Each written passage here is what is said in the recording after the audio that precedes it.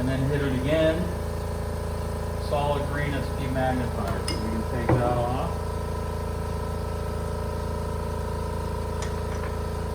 All right.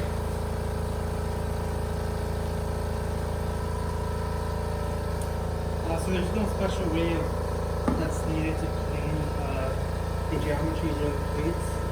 Well, I mean, it depends on what sample on there. I mean, you may have to use alcohol or, right? Just making sure we can use it. Yeah. Yeah, that oil just wipes. So it's just silicone oil, so.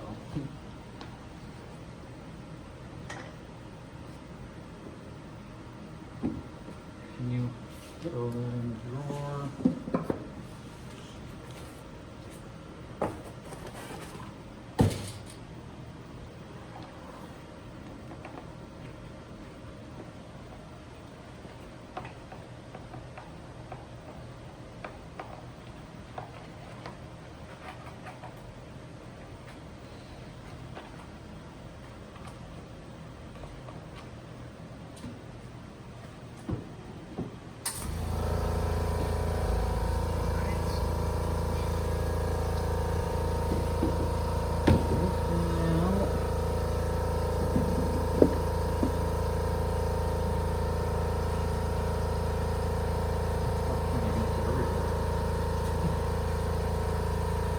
And just like I said, just don't drink it.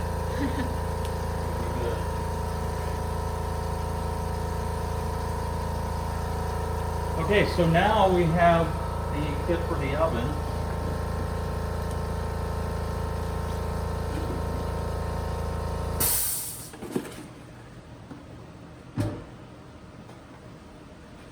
So we have the base plate assembly here. Again, we're going to hit the smart swap, solid green. You can set it on there.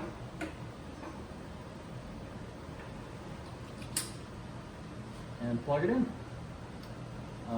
The Peltier plate had a PRT sensor, platinum resistance thermometer, right under the surface. This has one right under here.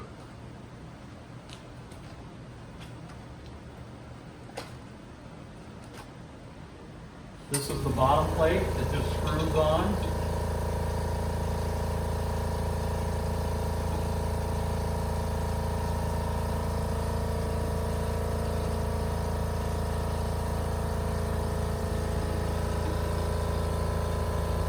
Like that. You have two plates, so this is the polymer kit, right? This is what you use. 25 millimeter bottom plate and an 8 millimeter. Okay? And then you have two geometries, 8 millimeter, and then the 25.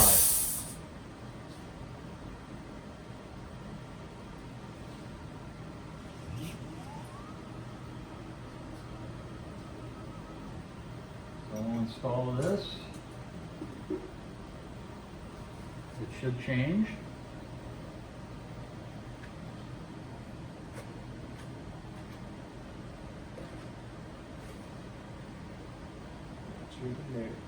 Yep.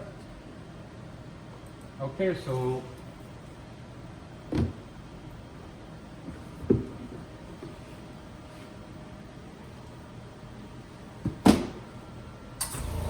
what do we need to do now? Yeah, so we need to we'll go down to the geometries and we'll select the 25 millimeter parallel plate. Remember, we have our calibrations here, which I ran those two. This one, you're definitely probably going to have to run the gap temperature compensation calibration, right? But I assume they'll be doing temperature ramps. And we can do the mapping on it. So we'll do a quick map here. Let me grab some PDMS.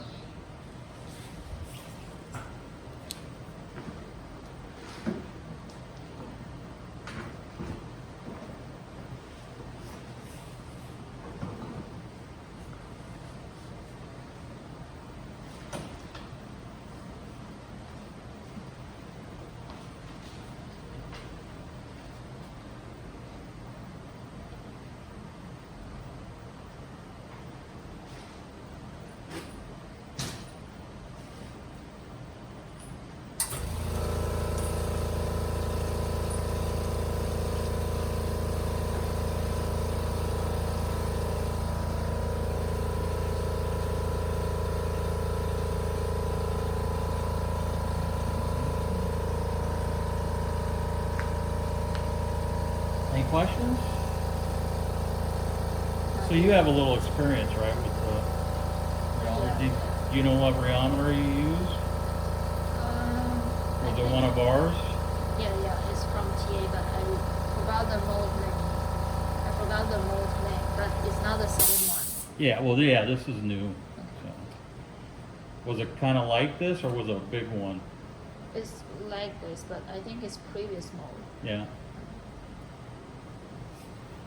Yeah, the other type of rheometer would be a SMT rheometer, a separate motor transducer. So it has the motor on the bottom and the transducer on the top, and the motor's applying strain, and then the transducer is reading it directly.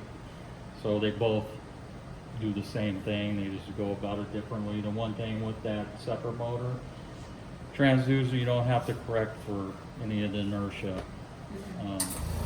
We're the only company that makes a separate motor transducer.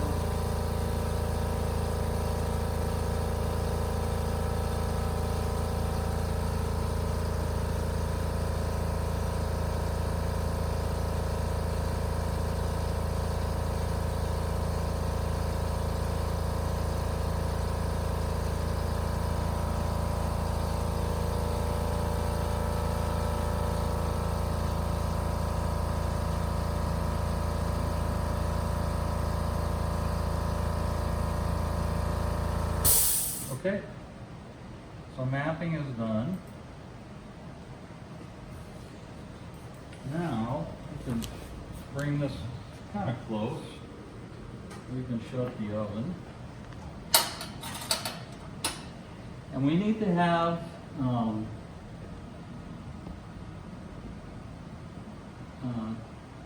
10 liters a minute. Set there and it tells you. Okay? And then if you see now, it says ETC oven plate, so it's got that. And we're only using purge gas, so we need to select this little square here and put a check in it. So purge gas only. If you guys had so we have a liquid nitrogen accessory. If you had that, or we have a chiller too, you would deselect that box. That's for low temperature stuff.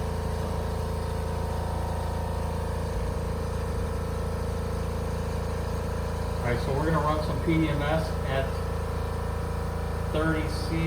Let me go 26, and then let's see if there's too much overshoot.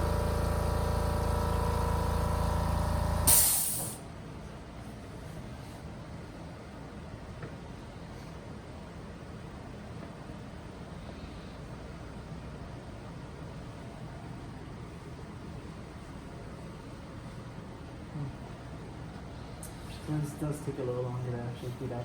Oh yeah, well yeah, you got to figure it's a bigger area, and then it's reading the PRT underneath the bottom assembly, so underneath the plate. So you got to figure it's a bigger area and it's reading that sensor.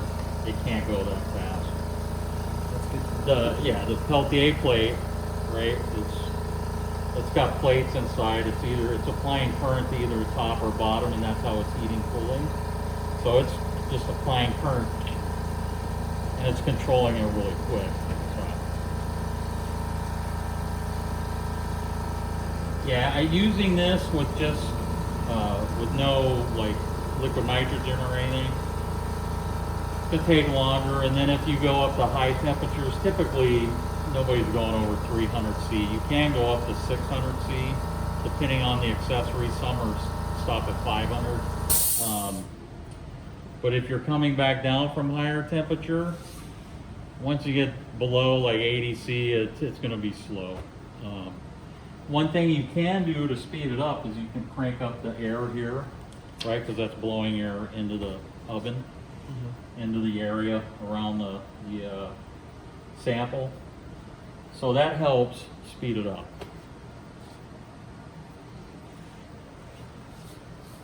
Let's see. Let's just go first. So the oven doesn't have a round rate setting? Yeah. That would be under procedure. If this is just the manual, you're just putting in a temperature. Okay. And go. I just wanted to see, because sometimes the oven will also overshoot a little bit, and then you gotta wait for it to come back down, so.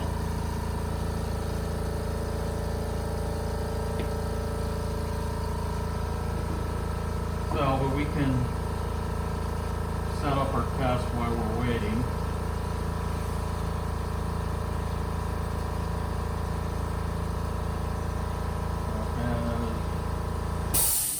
Left, heat, heating,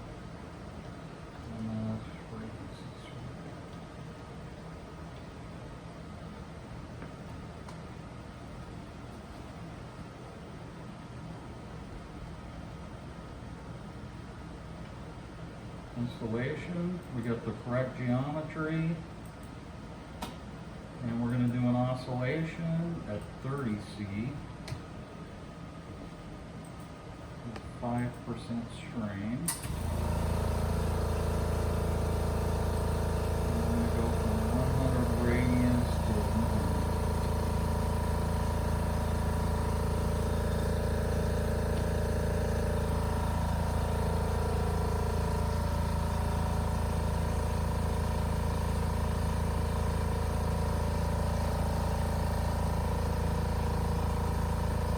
Okay, so we need to let it stabilize a little bit before we zero it.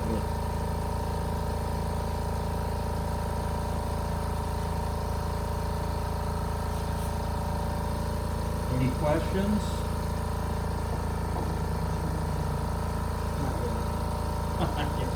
You will have questions. What is the maximum temperature that the oven can heat?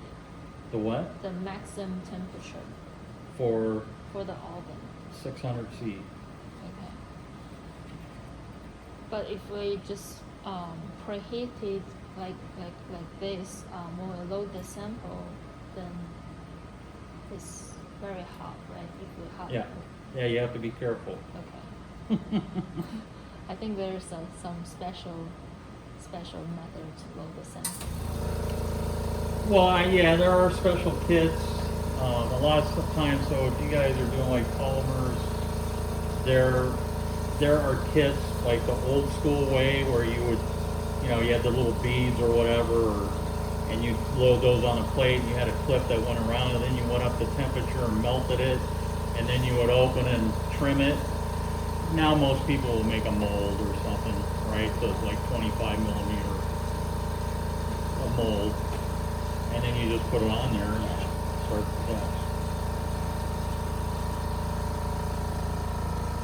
Right, so. Oh, when trimming, if the temperature is very high, then we can use the plastic. Now with this you don't have to. Those are stainless steel. Oh, You can use whatever, okay. right? So you take this out. Can Yeah, we I'm use just- metal, like for this one? Yeah. Okay. Yeah, just not the Peltier plate, because you can scratch up the Peltier plate. I thought they used to send a little trimmer in one of the kits. Maybe it's not this one. And it's a little metal trimmer.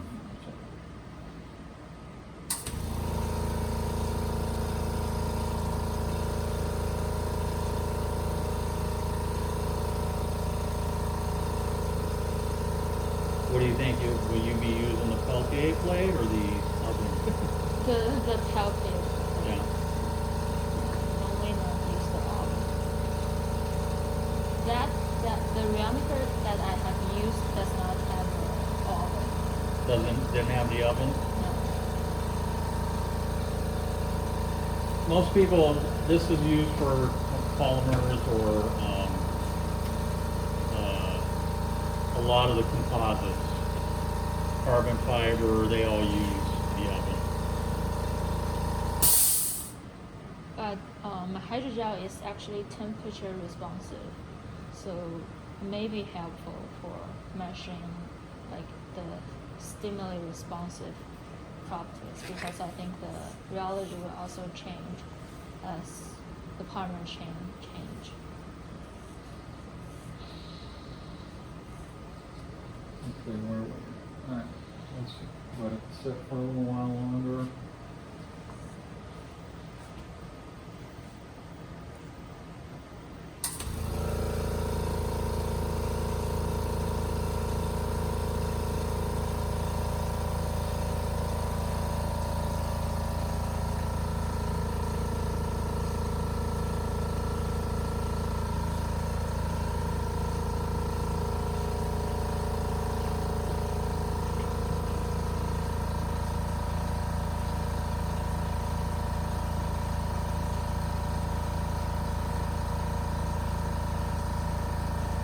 Okay, let's zero it. We go in here and we go to zero gap. Gonna do the same thing, it's gonna turn and put like 4 newtons on there.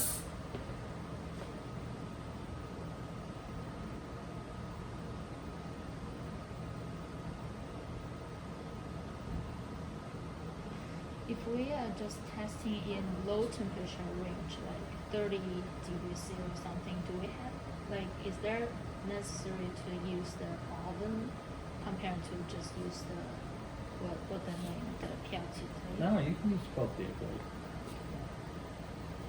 It's just more homogeneous of using the oven. Well, so the kit you have for this is going to higher temperatures, right?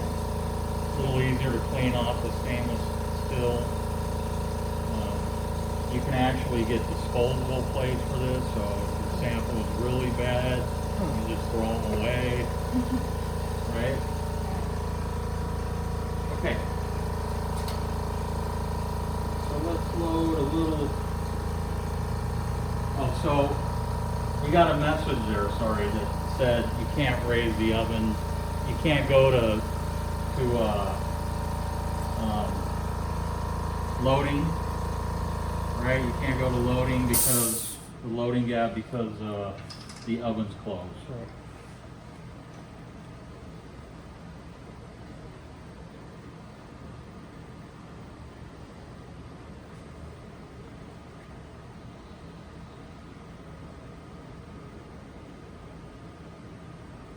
Alright, so I'm just gonna put. Okay, so it did let you know that minimum sample. Yep.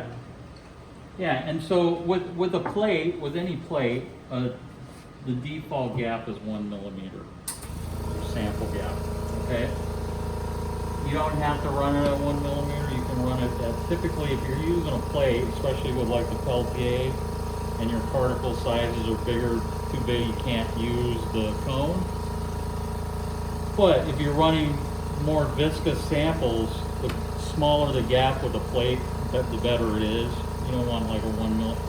We recommend 500 microns, up to 2 millimeters as a gap for a plate.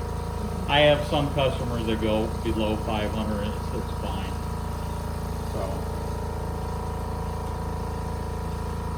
So now if I go to trim gap, so what a trim gap is, with a sample like a putty or gel or something a little more viscous, you want to go to what is called the trim gap. Now the trim gap is typically 5% above the sample gap, right? So we're running at a 1 millimeter gap, 5% is going to be 50 microns. So if we go to the trim gap, oh, stop. I hit the wrong button. I went to the sample gap. Where are we at now? Okay, so if we go to the trim gap, we should go to 1050.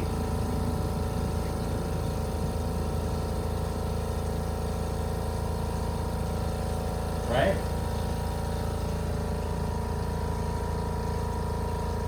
So we are there.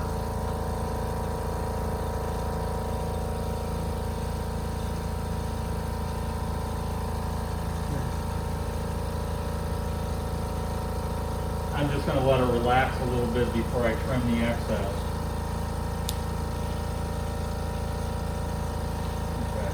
So I'm gonna hit the lock again. I'm just gonna trim off the excess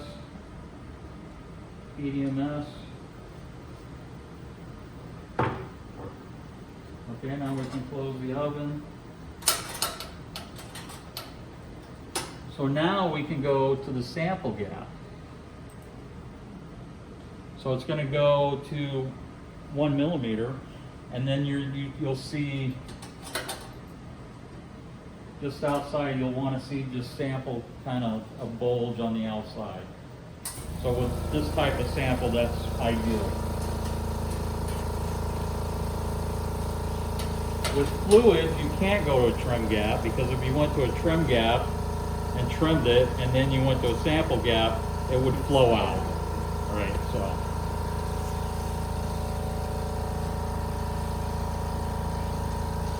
we need to let it get to 30, and we'll run it, see what happens.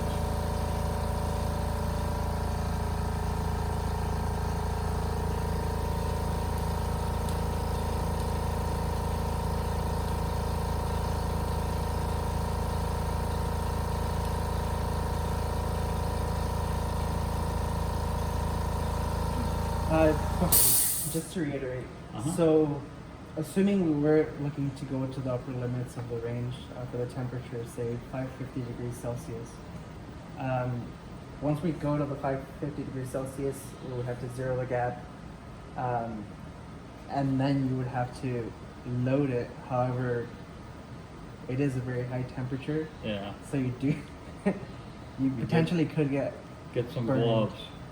Okay, that's I mean, there are ways you can. That stuff starts to get complicated, because there's ways that you can load the sample and then control it with axial force, right? So once it starts expanding, it's still going to control with. It's going to keep the gap the same, because it's going to control it with this, right? So there are ways around it. So the hard part of rheology is figuring out how to run the test and what geometry to use, and right? It can be difficult. The instrument, as you can tell, is not that difficult to use. It's trying to figure out, oh, what am I going to do? How do I get the data I want? Because you could have 3 different people run this instrument, especially if you're doing like viscosity tests. And you could get 3 different answers, because they're not trimming it the same way, they're leaving too much sample, or they didn't put enough sample. So it's can be difficult. right. Especially if you're trying to do it at a pretty fast rate, because otherwise, I mean, the long way of doing it would just be setting the temperature to room temperature, loading your sample, preparing it, and then again waiting for it to heat up, and then run, which, based on how slow this is, can take a long time. Yeah. If we had a low temperature control like a chiller or the LN2, it's much faster, right? When you get higher temperatures up above like 50 C, it's a little faster, right? Because it's heating, it's hot. Right. When you're getting around room temperature, it's just hard to do, because there's nothing really controlling it, right? You're just trying to get down to the bottom or the low end. So.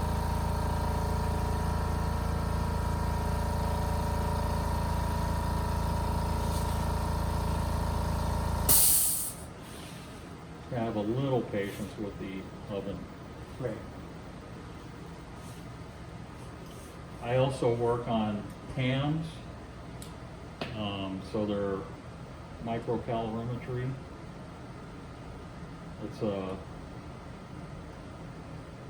It's got a calorimeter, it's like a DSC, but they use them to run tests for months, right? 6 months, whatever. And you have to really be patient with those.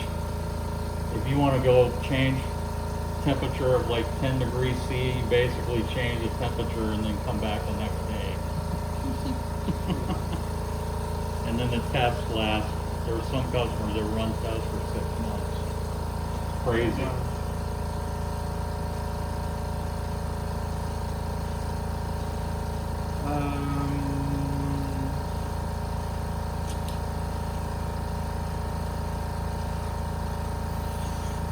This doesn't have a solvent trap functionality as the posterior plate does.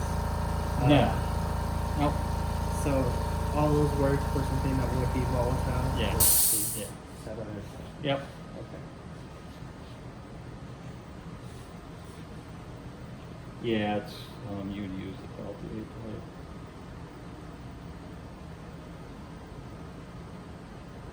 I'll give it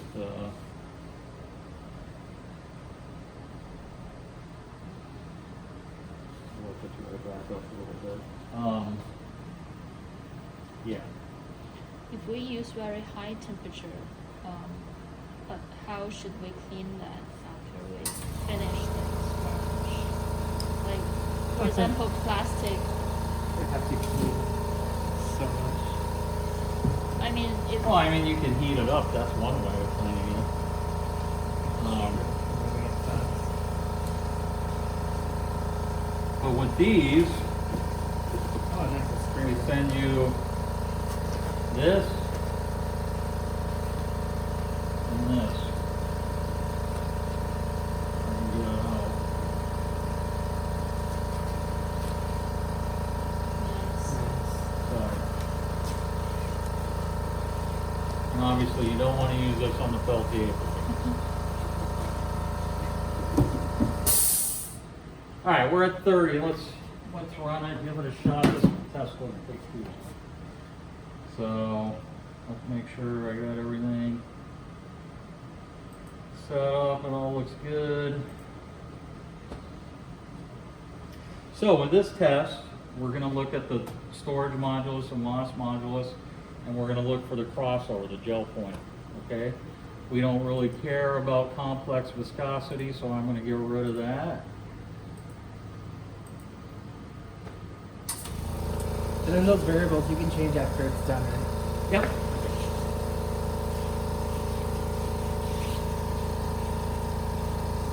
Yeah, I had actually a customer that they're running really difficult samples in there right down the street. General Atomics. Oh wow. Wait, I run a lot of their samples. What's that? I run a lot of their samples. Oh, really?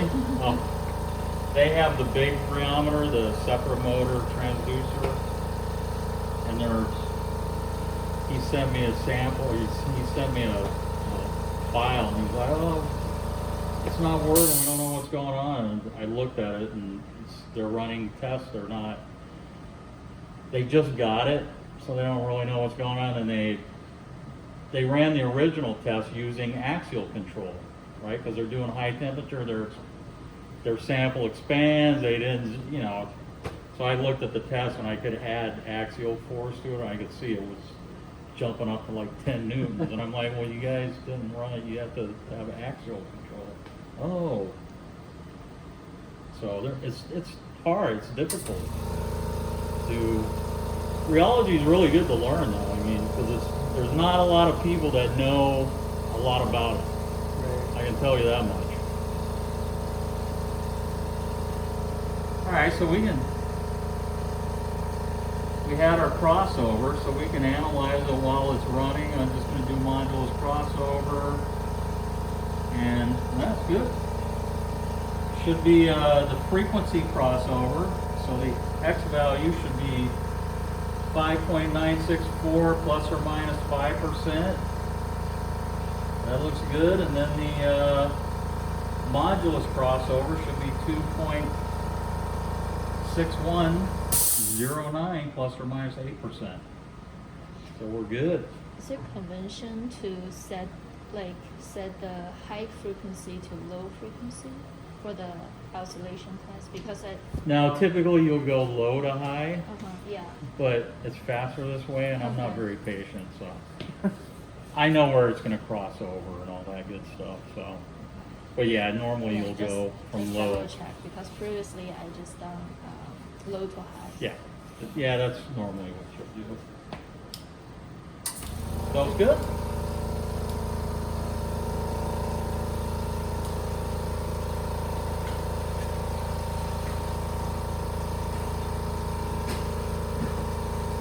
Okay, so a sample like this,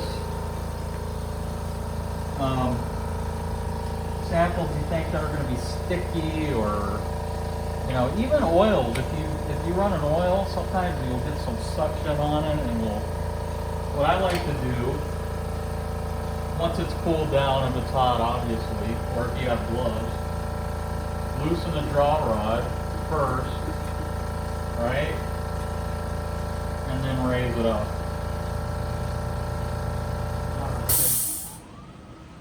That way, if it's kind of hard, you don't want to be pulling on the bearing and the, right, because that's a little sticky. But you may have samples that are even worse, so. Does CA Instruments, by the way, provide or sell sort of kits like this with samples, sort of a standard to see whether the geometry? You can buy PDMS from us. I can give you the part number if you want it. You can get, you can buy the Canon oil from us. We don't really sell kits because there's all different kinds of Right. different, but you can, but if you want like a viscosity, because you could go to just Canon, because they have all different levels of viscosity. It's probably a lot cheaper than what we sell it for. Right. So just Canon instrument, and they have, or what's the other? I always forget their name. The company that makes the actual viscometer. Can't remember the name. But there's different companies that have. So I ran the S600, which is 1000 CP, and then they had all the way down to like 10 CP oil, and all the way up to asphalt standards. So. Just because they'd be good points to definitely for the trainings to use Yeah. samples like these. Yep.